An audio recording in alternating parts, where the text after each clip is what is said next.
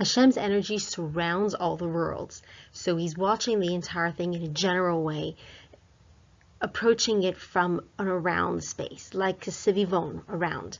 Chas v'shalom, this is not to be confused with deism, that there's a God who's not involved in the day-to-day management of the world. But this is just one approach to the way Hashem interacts with the world from a broad, general approach, giving everything energy. On the flip side, Hashem is filling the entire world with specific, targeted energy involved in every single detail in creation.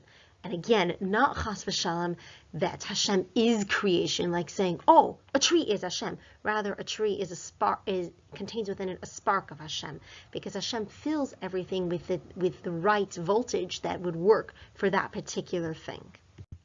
It's kind of the way Wi-Fi surrounds the entire room, and there's particles that you can't really know that they're there, but they're there. And then it'll go and fill a specific device in the way that works for that device. That's like Soveb surrounding and Mamleh filling. Soveb Ka'almin and Mamleh Ka'almin are two approaches that Hashem uses to interact with the world. Both are needed. To have one without the other is kfira. We actually need to have both approaches that at the same exact time. It's like saying Kadesh, Kadesh, Kadesh. Hashem is separate.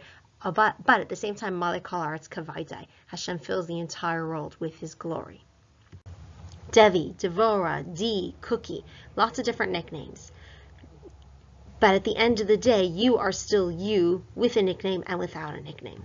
If we have a look at Shema, you can see two of the different names that Hashem uses. There's lots of names of Hashem, but we're just going to focus on Shem Havaya, which is like past, present, and future, Hayohaviyah, that's like Sovev, and Shem Elokim, which is the now, the Hashem that's interacting with us. You'll note that Havaya never has a possessive to it. It doesn't have a my Hashem. Elokeinu does. There's new there. If you look over in this pasuk from V'ahavta, it says Elokecha, your Hashem.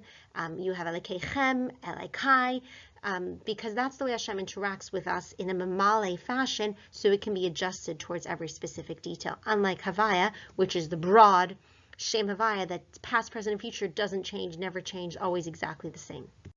If I self-define myself as a teacher or a psychologist or a technician or a lawyer or whatever, then I'm limiting who I am. I am not just that one thing. Sure, that's what I do, but I'm much more than that. So we, chas v'shalom, to define Hashem only as Sovev, or only as Mamleh, only as Elokim, only as Havaya, Achdas Hashem means Hashem is one entirely with all those different definitions just being different expressions. An excellent mashal for this is the sun and the ozone layer. The sun is like Hashem's essence.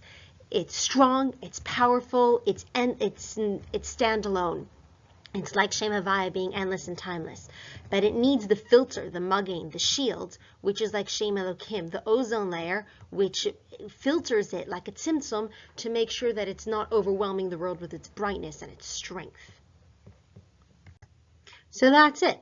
Hashem's energy that surrounds the whole world, Sovev Kol Almin, is like the name Havaya, which is unchanging and completely irrelevant, above and beyond the world. And Mamleh Kol Almin, that fills the entire world, is like the name Elokim, that takes on the specific costume of nature.